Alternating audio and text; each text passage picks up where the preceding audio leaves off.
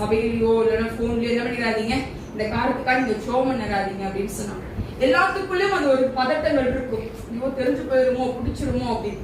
ஆனா ஒண்ணு சொல்றேன், தெரியும் போதுதான் கர்த்தர் உங்க தலையை உயர்த்தி வைப்பார்.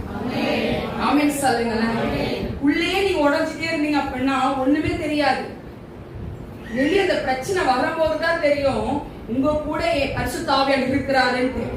ஆமென் சொல்லுங்களேன். சங்கீதக்காரர் சொல்றாரு, 126ஆம் சங்கீதத்தை எடுத்து வாசிங்க. எனக்கு ரொம்ப பிடித்தமான ஒரு வசனம் இந்த வசனம். இந்த 126ஆம் சங்கீதத்துல ஒன்னிலிருந்து வாசிப்போமே. சீயோனில் சிறையிருப்பை கர்த்தர் திருப்பும் போது சொப்பனம் காணுதல் போல இருந்தோம். அப்பொழுது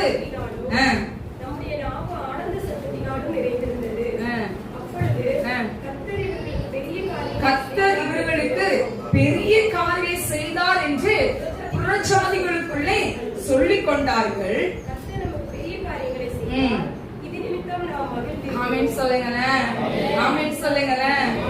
பரிசுத்த ஆவியானவர் உங்களை சும்மா நடந்துட்டு போவீங்க, உங்களை பின்னாடி திரும்பி ஆச்சரியமா பார்ப்பாங்க. யார் பாப்பா? உங்களை யார் அற்பமா பாக்குறாங்களோ, உங்களை யார் கேவலமா பாக்குறாங்களோ, உங்களை யாரு இவ ஒரு பொருட்டே இல்ல நினைக்கிறாங்களோ அவங்களுக்கு முன்னாடி பரிசுத்த ஆவியா உங்க தலையை உயர்த்தி வைப்பாங்க.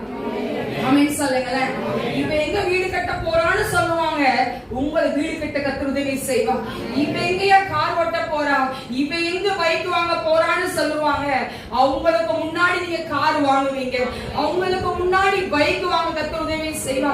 இவ எங்க வாழ்ந்து சுகித்திருக்க போறான்னு சொல்லுவாங்க, அவங்களுக்கு முன்னாடி பரிசுத்த ஆவியானவர் சுகித்திருக்க வைப்பார். ஆமென் சொல்லுங்களேன். உங்களுக்கு என்ன வியாதி, தலைக்கு மேல வியாதி இருக்குன்னு சொல்லலாம், ஆண்டவர் அவங்களுக்கு முன்னாடி உங்களை சந்தோஷமாய் கர்த்தர் வைப்பார். ஆமென் சொல்லுங்களேன். அல்லேலூயா சொல்லுவோமா, அல்லேலூயா சொல்லுவோமா. இன்னைக்கு நான் அதை குறித்து கவலைப்படுவது கிடையாது. ஆமென் சொல்லுங்களேன். மனிதன் பேசுறது பேசிட்டே இருக்கட்டும், அவனுக்கு முன்னாடி ஏன் பரிசுத்த ஆவியை உயர்த்தி வைப்பார். ஆமென் சொல்லுங்களேன்.